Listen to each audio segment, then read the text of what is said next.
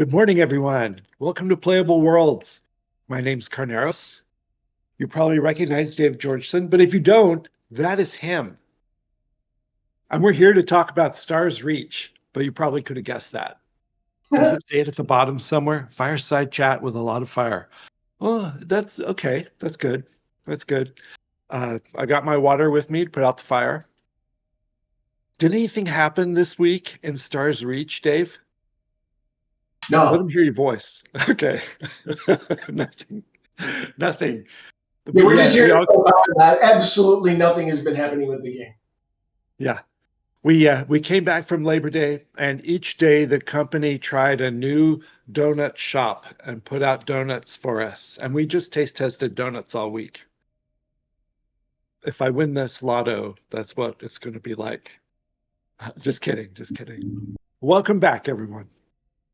I'm happy to have you here. We have a couple of announcements, and then we're going to dive into the new content patch that just got installed yesterday, and which y'all will try immediately following this fireside. And we named it Dynamic Update because of a key feature inside this update. It has to do with wild wormholes. They've become dynamic. Okay, more on that here as we go. Do we have to warn them anything first? Well, we had a wipe. I think everyone who's in the Discord know that. We don't do them very often. We only do them when we really need to, but we needed to this week. Definitely needed to this week.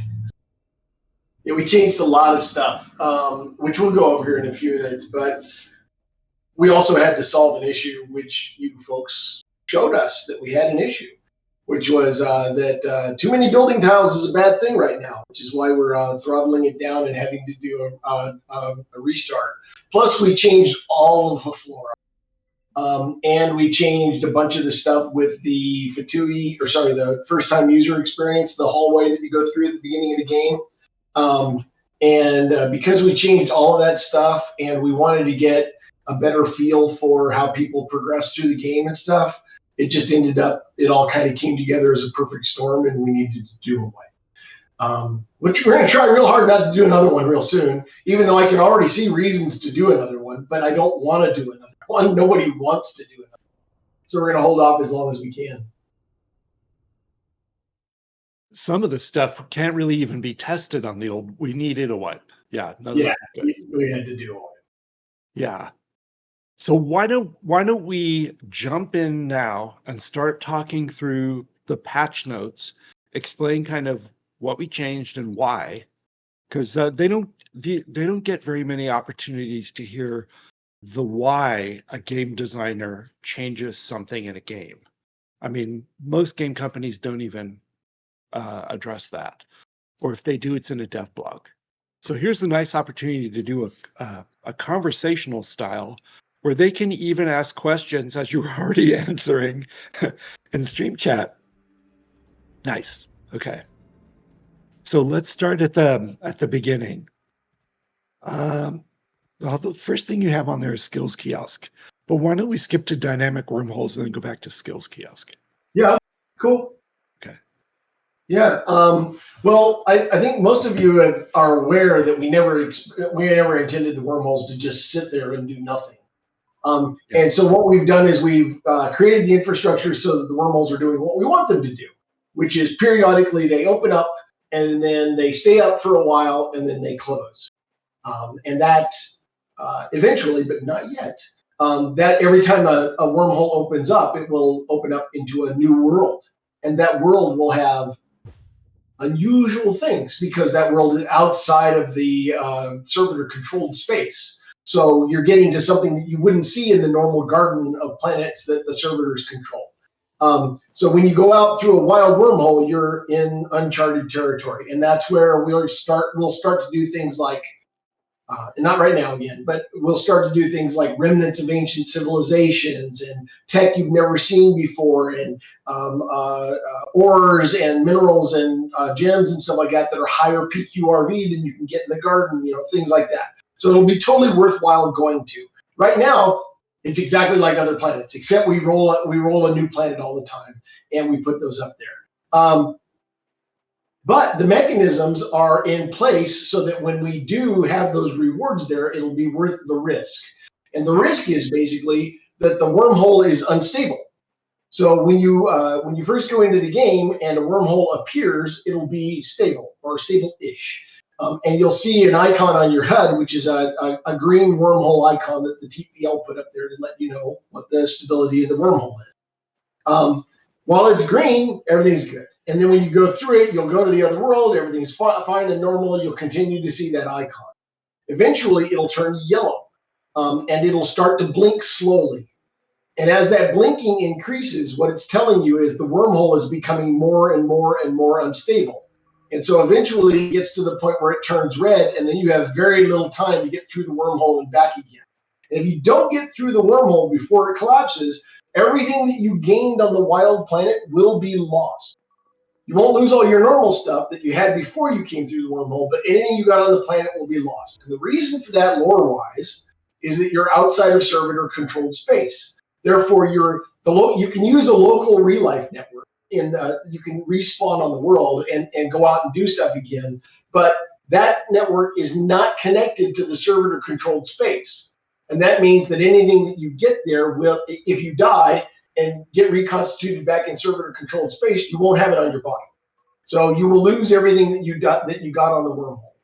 So if you go there and you find ancient tech, or you find really good PQRV elements, then you're going to want to get back through the wormhole before it collapses. And right now the timing of the wormhole is a bit long. And we did that on purpose because we wanted everybody to get used to it and test it, make sure it was exactly what we wanted before we really tuned it down.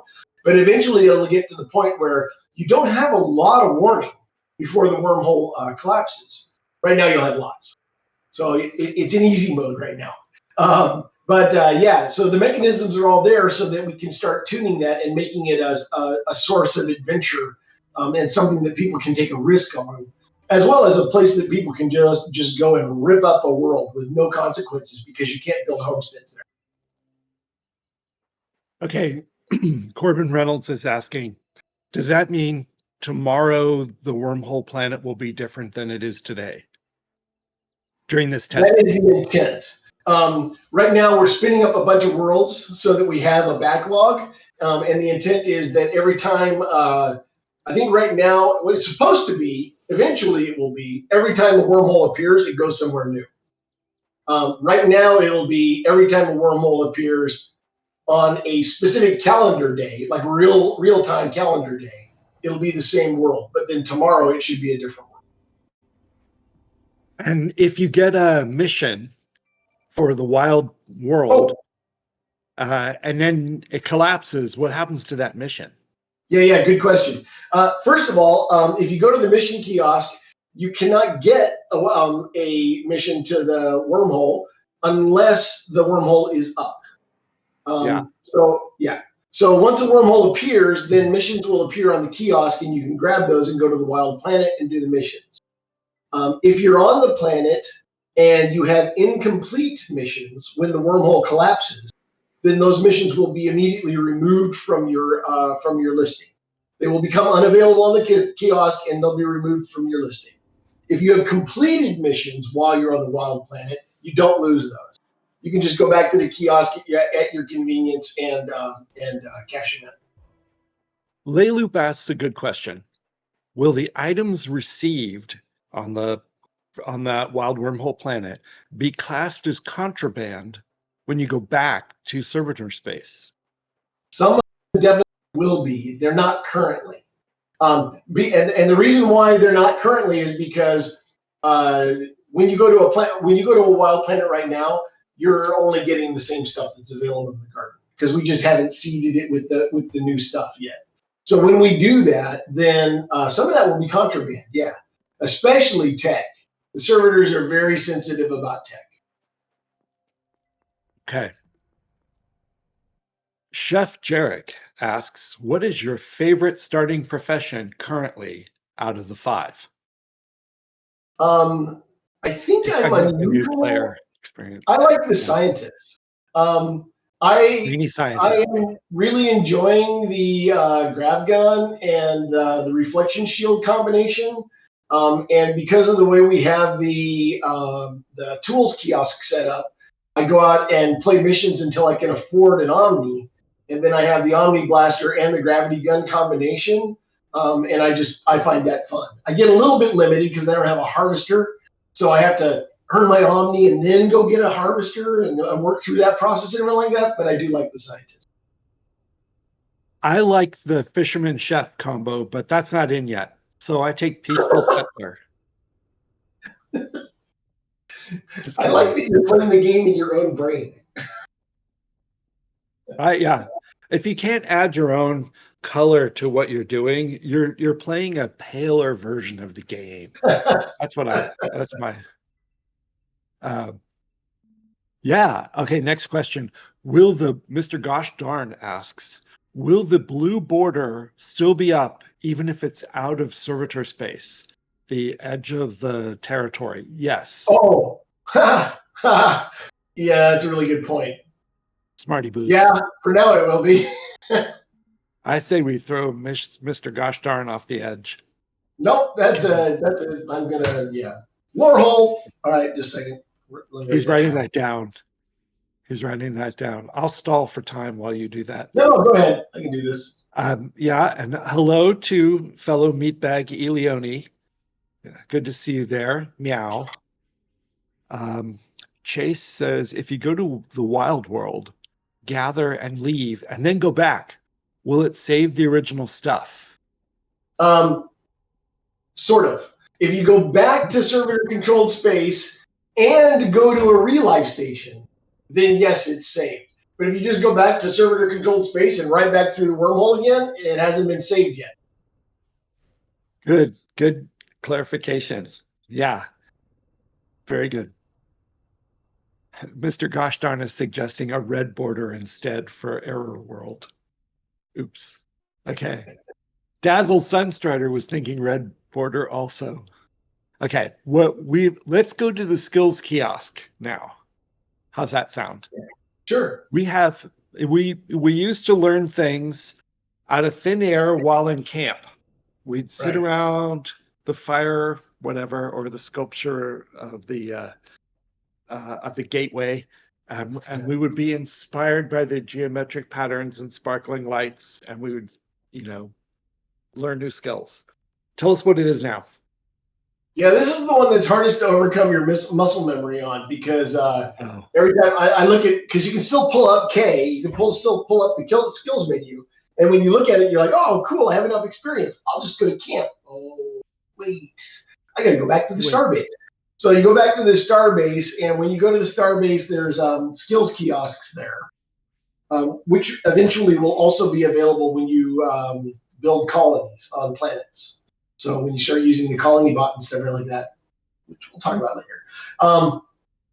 But right now it's only available on the starbase. So you have to go back to the starbase. You can access the skills kiosk. It pulls open an interface that looks just like your skills menu. And it shows you the Claw 2 price and the experience price for learning the skill. So yes, you'll have to have Claw 2 in order to be able to do it. Right now, the Claw 2 prices are really, really low. So it's not going to harm you much at all right now. But there will be a balance pass in the future where we tune that, and it'll almost certainly go up from where it is right now. So yeah, you go open up the interface, and if you have enough Claw 2 and you have enough experience, then you acquire a skill just like normal, and you can toddle off and do your thing. So there's really not a huge amount of difference, except that you have to get used to the fact that you have to go back to the starbase. And you don't need to actually click on the skills kiosk, right? You just have to stand within reach. That's a bug. Oh, sorry. Yeah, open the kiosk. You're supposed to open the kiosk. Oh, shit. I thought never mind. Okay. All right, I'll explain. There's currently a bug where if you get close to the kiosk and you pull up in your skills menu, you don't have to actually interact with the kiosk. You can just buy your skill, but it's a bug. So we're going to fix it. All right. I'm sorry. I thought it was a convenience design. All right. Yeah. Sorry. If we were all about convenience, you wouldn't have to go to the starbase. Exactly. Just kidding. Okay. Will there be a master profession skill box like in Star Wars Galaxies that you can get if you collect all of the other skills of that tree? Yeah, there will be a bunch of them, and right now they're not there. I'm currently in the process. We have a relatively small team, so everybody works. It's like what is this, Starship Troopers? Everybody fights. But so everybody works on the team, and right now I'm plugging in all of the skill trees, all of them, which is a crazy amount of data work. And the only thing I can't do right now is put those master skills in. But they're definitely on the trees, and you will definitely be able to pull those open, or I mean, earn those. Nice. Excellent Nice, question from Chef exactly. Jarek. Doing my part. Exactly. Yeah. Okay. Let's go on to, did we cover wild wormhole missions enough? Yeah, I think we did. Yeah. Okay. Let's talk about tailings and slurry. Oh, I'm so happy with this change. I mean, like ridiculously happy. Well, we'll see how you guys feel about it, but I really like the change. When you previously, whenever you filled up your hopper from doing terraforming, you turned around and you held down the Q key and you spewed it all over the place, and then there were these mounds everywhere.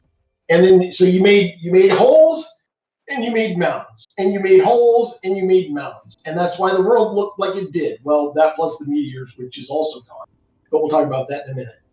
So there was mounds everywhere. So what we did was is a very small change, just a variable change, but it makes a big difference in the game. Is that when you empty your hopper out onto the ground, those tailings are in what we call slurry mode. So they flow like liquid almost, and they flatten out over the terrain, and then after a short period of time, they convert into whatever soil is most common in the world. And if there's grass around the area where you put that slurry, it basically, over time, the grass will grow over that, and eventually you don't even see that it happened, which is great. And then the other thing you can do, if you're one of those people like me that just hates the holes, when you go around and you dig a hole and everything like that, when you come up out of it, you can pour some slurry in there. It fills it up and flattens out, and that hole is gone. So, yeah, it's a really nice feature. Probably be useful on homesteads too for flattening out areas, but I haven't tried that much. Now, if you are digging in a hole and you don't want to fill it in yet, step away from the hole before ejecting your tailings, because it will go right in there. Zoom. Right into the hole. Yes. Yeah, it makes when I was mining last night, and I was mining, and I was pretty deep in the planet, and I was like, I kind of up to about 40% hopper. I'm going to start making a side chute so that I have a place to put my tailings. And that works. You just have to be careful about it. It's better if it's downhill so that the slurry settles into it. Yeah, it works really well. Very happy about it. Okay. All right. Good. Downhill. I could see that. All right. Now, here's another thing that I know you're really excited about, but I haven't experienced yet. Tell us about the improved meteors. Oh. Tell them about the previous meteors first, maybe. Yeah, I did a really well-intentioned change that didn't work out very well. The well-intentioned change was right before the last update. I went onto the worlds and I realized there was little or no metal. And because it had all been mined out in what I thought was an insanely short amount of time. And so I jammed in metal deposits onto most of the meteor storms. But I didn't really play test it very much, and so I blame myself entirely for what happened. The meteors came down in their storms, and they left little balls of metal everywhere, which very quickly made the worlds just look insane, like just really, really bad. And that coupled with the holes and the mounds and stuff like that we were making normally as players, it made the worlds look terrible. So we did some experimentation with the meteors, and the Mega Rock event works pretty well for this. So we adapted the Mega Rock. What the Mega Rock does is it comes down as a big thing and it creates a huge field of lava.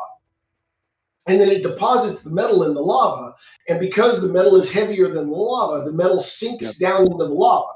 And then the lava cools and leaves a flat area over the top of where that metal is, and it's down below ground. So we took the Mega Rock concept. We got rid of Mega Rock. Mega Rock's not there. But there are metal meteors, or what I'm jokingly calling, and it won't be there for long, what are called heavy metal noise events right now, where you can hear what kind of music I listen to. The rocks hit down with the different kinds of metal, and then they sink into the ground, and you don't know what kind of metal it deposits because we don't tell you. They all have exactly the same text. And so when those events happen, you have to go look to see what kind of metal it's depositing. And later, one of the improvements we'll do to that, if this works out, is we'll randomize the kinds of metals. Right now, I think there's only 5 kinds. There's one from each of the different categories of metal: very common, rare, exotic, those kinds of things. But later we'll randomize that so that it's not the same thing all the time. All right, excellent. And the world will look prettier for it. A lot prettier. I mean, it already does. I mean, first of all, with those flora changes and the grass changes and everything like that we did just recently, they already look prettier. And now that the holes can be smoothed over and we don't get those lumps everywhere and the meteors aren't leaving garbage all over the world, yeah, the worlds look a lot better. And I'm very curious to see how things look after players, large numbers of players have been on the worlds for a while, because we can only do so much of that kind of testing internally. Yeah, it will make a big difference. I like it. Okay, now tell us about the improved flora. What's different about this mutation of flora? Several things. One of them is, at the most fundamental thing, we basically rebuilt our flora. Not all of it yet, but a lot of it. About 70% of it's been converted right now. The reason why we're converting it is performance reasons.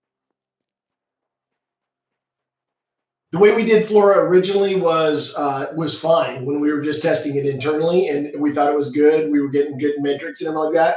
But when we started adding more and more features to the game, a lot of times when you do that in game development, eventually what used to be pretty cheap adds up with all the other pretty cheap things you've added, and all of a sudden it's too much.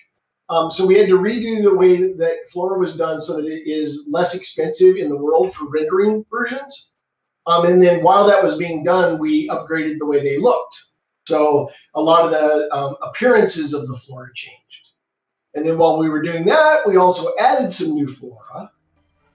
And because we knew all of a sudden we were like, there's going to be a wipe, we have an opportunity.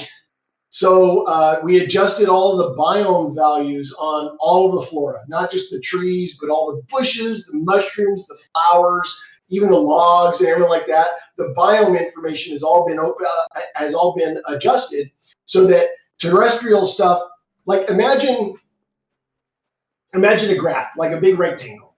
And along the top of it is all the humidities, and along the side of it is all the temperatures that can be on a planet. What we did was that sweet spot in the middle is kind of what we call terrestrial, right? That's where we're used to things being on Earth. Most things. I mean, we have the Sahara and the Arctic and things like that, but most of the places where people live is in that terrestrial box. And then there's an outer area out here, which is a lot less hospitable to people. So what we did was we designed things so that most of the Earth-like stuff is in those sweet spots in the middle. And then the farther you go out towards the edge of that graph, the more and more of the alien planets we get.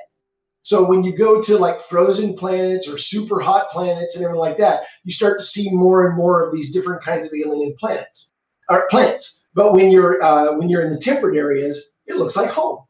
So like for instance, I think it's Brocketus 3 right now is very Earth-like. And that's because of the way we shuffled those biomes and everything like that. So yeah, I think the overall change that we made makes the planets look a lot more unique, and it makes the biomes differentiated a lot, which is good. Okay. And yeah, there's asking questions in stream chat about the meteors still, about how the heavy metal goes into the lands on the ground and sinks down into the dirt below.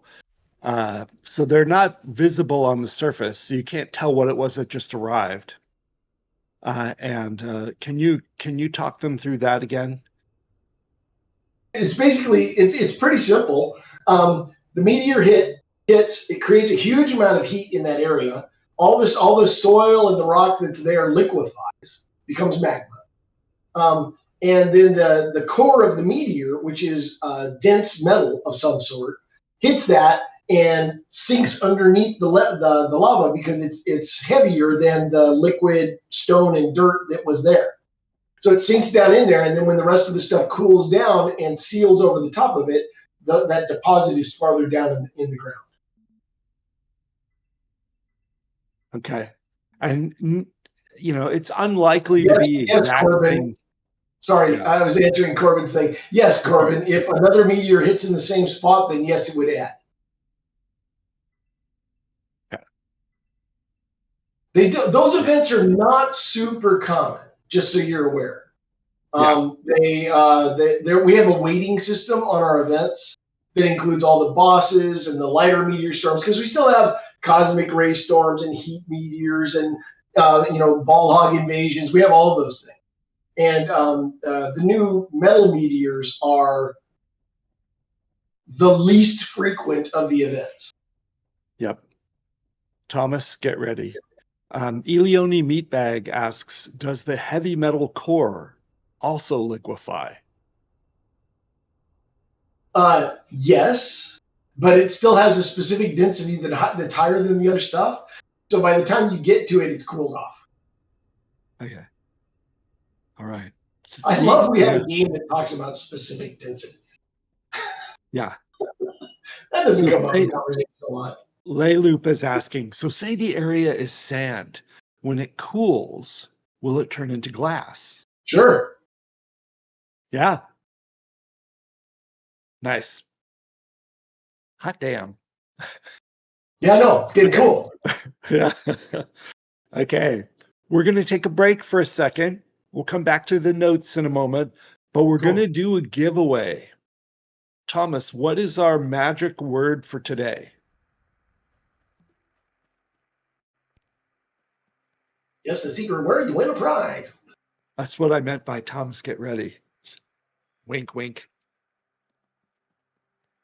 Hopper. Okay, yeah, nice. Hopper is our word for the day. And let me tell you about what we're giving away. We are giving away a Reacher tier pack, which means if you already have Reacher tier, you might want to get your friend's email address ready, or your family member or something like this. I'm like, who's typing that? Oh, Dave. Okay, yeah. And then we'll whoever wins, hopefully not Mr. Kickster. Then whoever wins we will have Thomas reach out to you through Twitch TV and ask you for your contact information so that we can add you into the first look system with a Reacher tier. All right. So in the next few minutes, you're going to want to type Hopper into the channel once. You don't need an exclamation point. You don't need any other fancy emote or anything. Just Hopper. Wasn't that a Burt Reynolds movie? Oh wait, that was Hooper. Okay, that's better. Yeah, Hooper. Okay. And then let's go back to the kiosks again for a moment, because there wasn't just changes to the skills kiosk. There were other changes, right? Homestead. I don't think we changed the Homestead one. We added the Xyla Slicer to the Tools one. Okay. Which was kind of a neat. We might take it off again. But Homestead's got a refund if you pick it up. So you get, if you buy a Homestead out of a kiosk, go and place it in the world, do stuff with it, change your mind, pick it back up, you now get the token back in your inventory. So That's you can right. go and place it somewhere else. Okay. That was one Yeah, that's feature. not kiosk specific, but it was absolutely something we should have done when we put out the feature. But yay, it's there now, so you can adjust your Okay. homestead. Oh, I don't like where it is, and pick it up and put it somewhere else Okay. And we also sort the again. missions in the mission kiosk differently. So you can look by world. If you have in mind, oh, I want to go to Harrowstag next. What do you got there?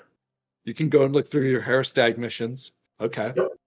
And the ones that you can accept are at the top of the queue now, so you don't have to worry about all the paging through it to try to find the one you want. And let's see, what are some of the other mission changes we made? We still haven't totally solved the MacGuffin problem, is what we call it, which is where when you have a basic terraformer, it's really hard to dig through stuff. So the MacGuffins are all a lot closer to the surface right now. And sometimes they just sit right on the surface. That's going to be adjusted in the future. We have some ideas about how to make a terraformer stabilize ground around the area where it's digging, so it's not constantly slumping in. But we don't have that tech worked out yet, so we're doing this until then. And then once we get a solution for that, then we'll put the MacGuffins back down farther in the ground. Original last ditch plan. Huh? Original last ditch plan is asking if there's a relationship between the difficulty level and the Klaatu reward offered. Not yet. I think what they're referring to is we talked briefly about having a difficult missions kiosk so that you could fight like higher danger rating creatures and stuff, but we do not have that in yet. Gotcha. We do have a plan, and I can't remember whether we got it in yet or not. I have to check. We do have a plan where stuff that's farther away from the portal is worth more. So that basically, as you go farther out and then come back, it's worth your time to go out that far. And that way, when you look at the kiosk, you can sort of see like, I don't really want to fight all the high DR stuff, so I don't really want to go out to the edge of the map. If you're that kind of person, then you can take the lower ones and be able to go back and forth. Now, actually, you know what? I know we don't have that in right now because we still have camp. So until we get rid of camp, we're not going to put that in. I remember the reason. Camp is going to go away soon. Not yet, but it is going to go away soon. By hook or by crook, it is going to die because it makes it way too easy to go out to the edge of the world. Slash camp. Go back. Yeah. Okay. Yeah. Slash camp. Yeah, I should have said slash camp. You still be able to place camps. Yeah, we have to put in a stuck command so that if somebody managed to get stuck somewhere, you'll be able to type /stuck and get up to the surface of the ground. But the /camp is going to go away soon. Yeah. Would you ever, Chef Jarek is asking, would you ever consider adding in thumper style missions? That would be like those in Firefall. Okay. I remember those. That was fun. Well, it was fun for a little while, and then they got really, really repetitive. But I did really like them because Starship Troopers. How can you not like it? It was cool. But not yet. We are not intending to put that in yet. Okay. Repetitive missions is something we don't want. Like right now, the kiosk missions you have right now are what I would consider very basic. But as we go forward and we flesh out the point of interest system, then when our goal is to make things so that you feel like you're getting all new stuff and you're not just lather, rinse, repeating stuff that other people have done. So we have a lot of work to do still on that. It's not going to happen soon. Okay. Let's take another break and finish up the giveaway. Last chance, last call. Hopper, if you have not done that. Hooper. Okay. And then I don't know. I think excellent. Thank you. Thank you, Extra Salty. Nice. Nice. Okay. All right. Last call. And then we're going to do the giveaway. What do you think, Thomas? Have they had enough time? Okay. What did you walk into, Thomas? Oh, I can hear sorry. you. I guess maybe you guys can't hear Thomas, but he's Now they he's can. funny. Hi. Okay. Hi. I'm picturing a complicated switchboard with plugs and all kinds of stuff going on at his house. Okay. Let's do the giveaway. Who wins this time? Da-da-da-da-da-da-da-da. Our Hearn 12 has been accepted as the giveaway. Please type !claim in chat to claim this win. You must be present to win. He did it. Yay! Congratulations. The dog's barking because I made a noise with claps. Great. Yay! Congratulations. Thank you very much. Okay. But wait, there's more. While Thomas reaches out to Mr. Hearn, let's talk about user interface changes. Crafting recipes that create many items should no longer lag the player's client. Oh yeah, that was just a bug. We when we first put in the recipe code, we were doing onesie twosie things, and when we put in the thing where you're making 100, we realized, oh, the way we did that, it's not so efficient. So we had to go back and fix the code. Thank you. So that you don't sit there and lag when you make a recipe. What did we improve about the first time experience hallway? With the tutorial dialogues, we made fewer dialogues, right? And when you do the things, they close themselves. Some of them. We still have more work to do on the dialogues. I think the things that you'll notice right away is that the keyboard icons are in there, so it makes it a lot easier to parse the text that was there, the walls of text. We also removed a lot of words out of those dialogues, and then we changed the debris tool that you get when you're clearing the dirt that's under the silo there. We changed that debris tool so that it clears that area a lot more easily so that you don't get there. And there's camera fixes, which are a big deal. So those camera fixes make it a lot less likely that you're going to get into that jitter thing that was happening before. We still haven't done anything with the lava room. The lava room is still too hard, but we'll get to it sometime in the next sprint or two. We'll get to that and update that. Whenever I go to test that now, I always come in a squatchy form because the squatchy are more challenging to get through the tutorial than any of the smaller races. True. Yeah. True. Yeah. Yeah. So there's a lot of little fixes, but when you play it, you'll be like, I don't really notice that much. Maybe you'll notice the dialogues. The rest of it is just it's the way it should have been. Yeah. Okay. You can now remove items from your toolbar. Yay! That's been about 2 years coming. And it's still not exactly the way we want it, but it does work. The way we'd like to be able to take stuff off just like you can put it on, which is drag and drop.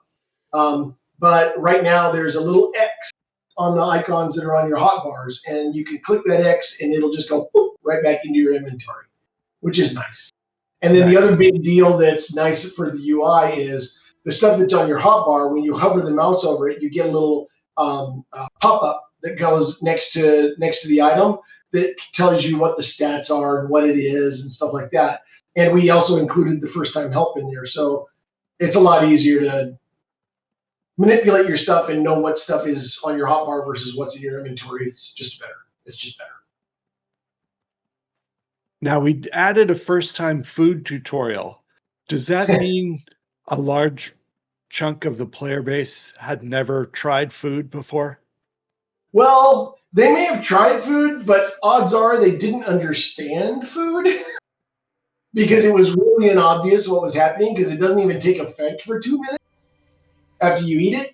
So people were like, this does nothing. Why should I use it? But it actually is really useful. The idea behind food is it takes a couple of minutes for it for your stomach to basically digest it and move it into your system. But whatever food you eat increases your max stat for that category. So you have more health, or you have more focus, or you have more stamina, instead of just replenishing the bar that already exists there like medicines. Medicines are instant, food is delayed. Food lasts a duration before it fades. Gotcha. Okay. That's Keyboard sprites added to dialogues. You mentioned that. There's now an option to skip the first time experience after you've, done it before. Okay, that makes sense. Yeah. You still have to go through the character create. Yeah. But if you've gone through the hallway before, you don't have to go through the hallway again. So when you make a new character, you can just jump straight to the starbase. Okay. And then it says grave markers are red now to match the waypoint color. Yeah, that's just a nuance thing. But yeah, I like them better. They're easier to see. Okay. Okay, homesteads now have building tile limits. Okay, that's the one that some people are really going to not like at all. And I explained it earlier, but I'll do it one more time. We had to do it because of performance reasons. What we have to do is we have to change our building tile system so that it is far, far, far less expensive than it is right now. And we have a plan. We know exactly what needs to get done, but it takes a while to get the work done.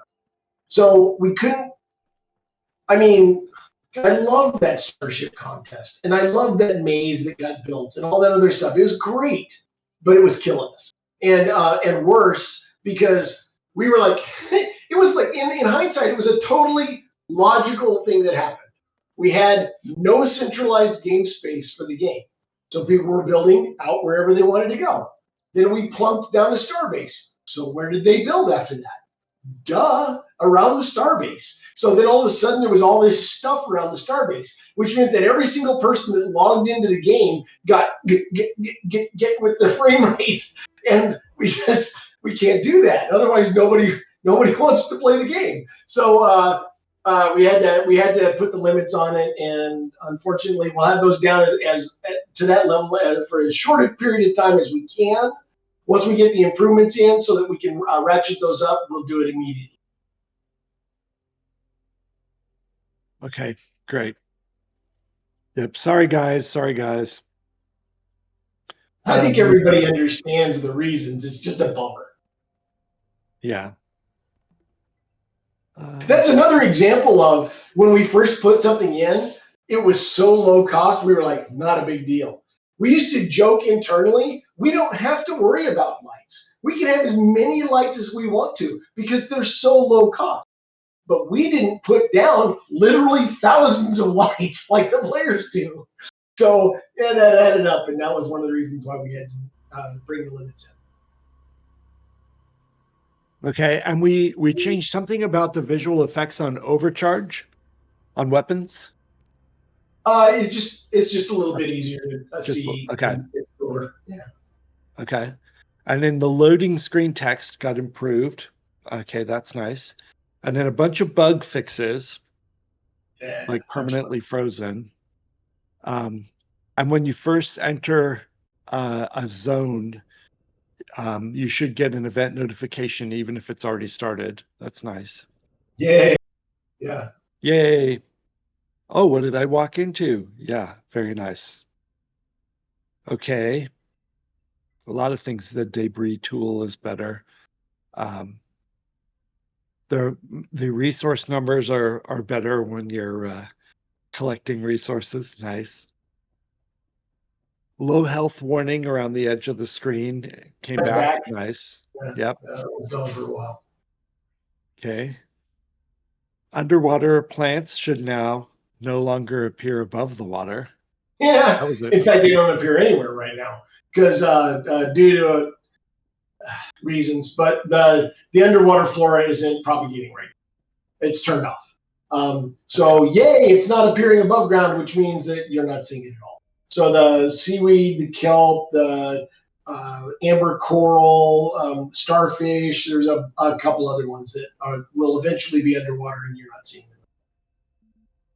Okay. Okay. All right.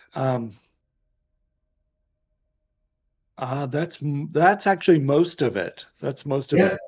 Yeah. And we're excited to see what players do. This test that's starting any minute now. In fact, it might even be open. Nope. But any minute now. No, it's not. Okay. That's going to go until Tuesday morning. So Saturday, Sunday, Monday, Tuesday. Then we're going to take a break for Tuesday and Wednesday. Probably end up installing another patch or a bug fix or something. We shall see. And then Thursday, it will start again for another longer test, longest one we've done so far. So keep that in mind. It'll be Thursday, Friday, Saturday, Sunday, Monday, and then I think end on Tuesday morning again. I do want to mention something that I just noticed watching the feed. Okay. We don't know why this is true. I just found this last night, but our asteroids aren't hollow anymore. Like they've got a solid bedrock core in them, and we didn't mean to do that.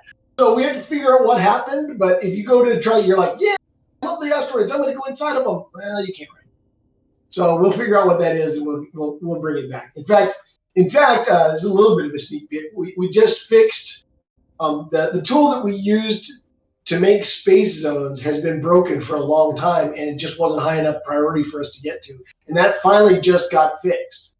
So we should be able to start making space zones, which is nice. It's been a while. So the slurry does not work in space? Oh, well, it does work, but it totally works. But liquid just doesn't, there's no gravity. So when you put it down, it just stays there. It will still convert into pyroxene. So for now, that's a thing. But what it's gonna do, little sneak peek, what it's gonna do is it's gonna turn into pyroxene gas. So as you put down tailings in space, it's gonna make a cloud of pyroxene gas around you that will become slowly denser and denser. And then there's a consequence for a dense cloud of pyroxene. Uh-oh. It's explosive. So, that's good. Yeah, but just manage what you're doing. Uh-oh. Okay.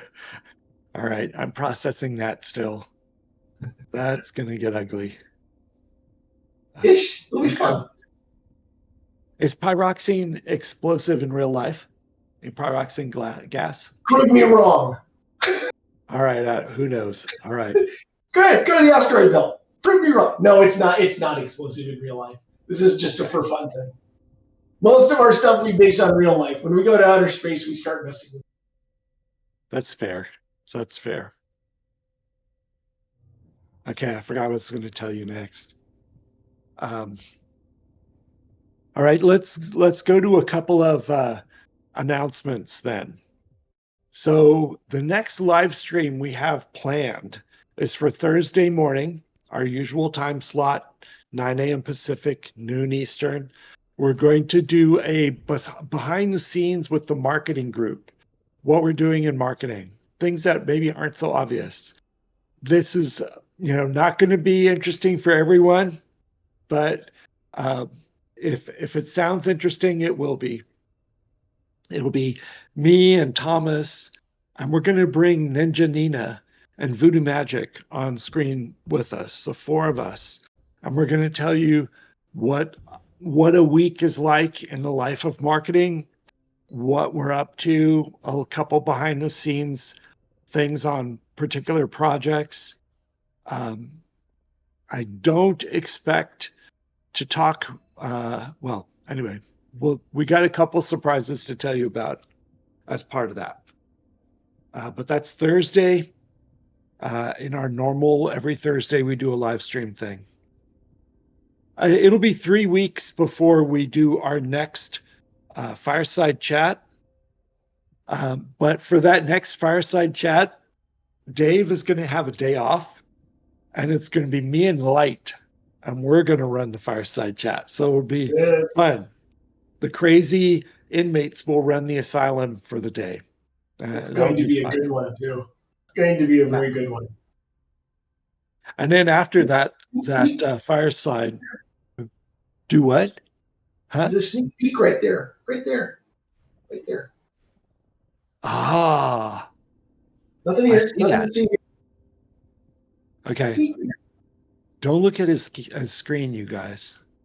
But yeah, and then that same uh, Saturday with the Fireside Chat with me and Light, we're going to finish the stream. I got to pack up a computer really quick and drive down to San Diego, and Raf's going to meet me down there, and we're going to go to an International Game Developer Association event down there. Raf's going to give the keynote speech, and I'm going to set up a demo in the demo area and play Stars Reach and explain it to people. If you find yourself in Southern California that day, and I'll give you the date, that is Saturday, the 27th of September. If you find yourself in Southern California, PM me on Discord, and I'll get you the information so you can come down and join us. It'll be a lot of fun. Cool. Lyric died in game. Usually it's you, Thomas. You want me to give him a hard time? Jeez. Lyric, like a pigeon on a skyscraper, dude. Dangerous All right. sharks. Dangerous sharks. Okay. Yeah. I don't know. We've been watching the news, and it seems like the 11-year-old boys usually come out okay against the sharks. Be careful, Eric. Okay, where are we? That was a little bit of a distraction. Did our giveaway, did our updates, etc. Yeah, there will be a surprise this week on the marketing side. You'll get a kick out of it. And then you'll know what we're going to talk about on Thursday. Anything else? Thomas, do you have anything? Larrick, do you have anything? Nope. Okay. Dave, any Nope. thoughts? It's time to open the gates, I think. I think it is too.